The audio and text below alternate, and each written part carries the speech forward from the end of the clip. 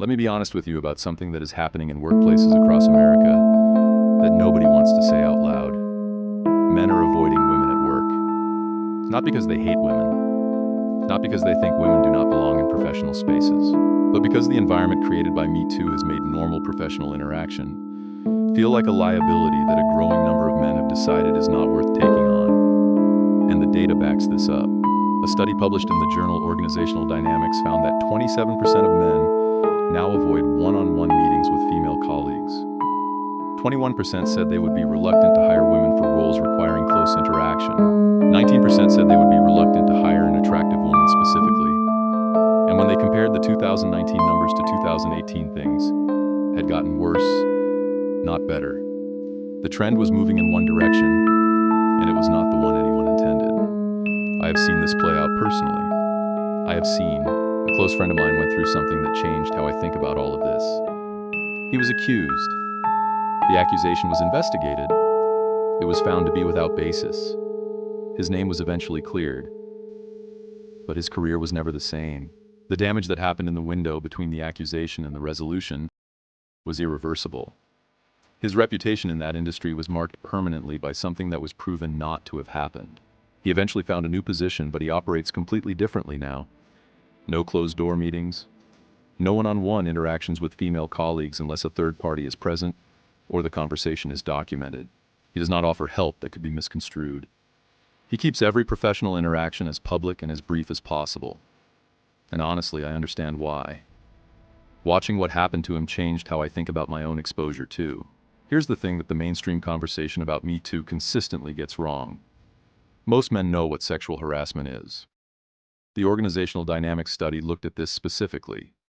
They presented 19 workplace behaviors and asked people to classify them as harassment or not. Men and women largely agreed. The idea that men are avoiding women because they are confused about where the line is does not hold up. They are not confused. They know exactly where the line is. What they are uncertain about is whether knowing where the line is provides adequate protection in an environment where the consequences of an accusation arrive before any process for examining whether the accusation is accurate. The Aziz Ansari situation crystallized something for a lot of men. A bad date. An uncomfortable evening. A story told from one perspective that went public and produced significant professional and reputational consequences for a man in a situation where reasonable people genuinely disagreed about what had actually happened. When men watched that play out, they drew a conclusion. If that situation, that level of ambiguity, that degree of subjectivity is enough to produce those consequences, then the risk profile of any close professional or personal interaction with a woman has changed in ways that need to be factored into every decision. That conclusion may be frustrating to hear, but it is the rational output of watching what the environment actually does, rather than what it says it is designed to do. As an employer, I faced my own version of this reckoning. I ran an efficiency analysis across my team. The results showed a productivity gap that I could not ignore if I was going to run a competitive operation. I made the decision not to renew contracts for several female employees and shifted toward a more remote and documentation-heavy work structure. That decision was not made out of hostility. It was made out of a pragmatic assessment of where the risk and the results pointed. I am not proud of that framing, but I am being honest about it, because the dishonest version of this conversation is not helping anyone. Business decisions in competitive environments are made on results and risk.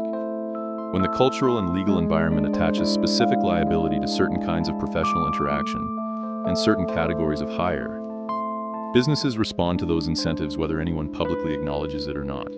The women being hurt most by all of this are not the ones responsible for it.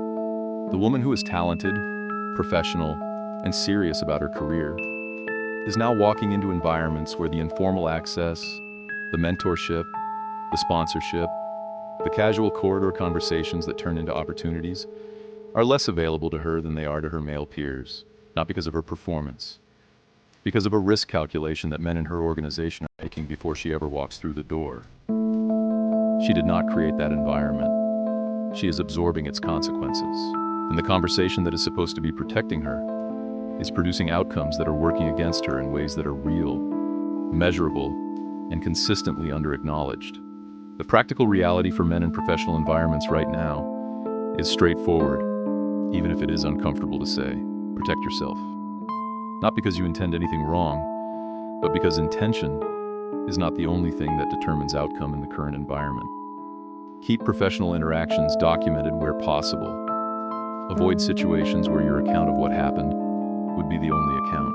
Be deliberate about the professional contexts you put yourself in, not because your female colleagues are threats, but because the environment has specific characteristics that require specific responses. A man who takes these precautions is not treating women badly. He is operating rationally within a landscape that has changed in ways that have real consequences for people who do not account for them. The deeper problem underneath all of this is that the current framework is not actually working well for anyone. It is not adequately protecting women who face genuine harassment, because the credibility of real accusations has been complicated by an environment where the threshold for public consequence has been set so low that serious cases and trivial ones get treated with similar weight. It is not protecting men from false accusations because the reputational consequences arrive before any fair process can operate. And it is not producing workplaces where men and women can collaborate effectively, because the trust required for effective collaboration has been eroded by an environment of caution and avoidance on both sides. What actually needs to happen is a framework that takes genuine misconduct seriously, while creating meaningful consequences for accusations that are proven false.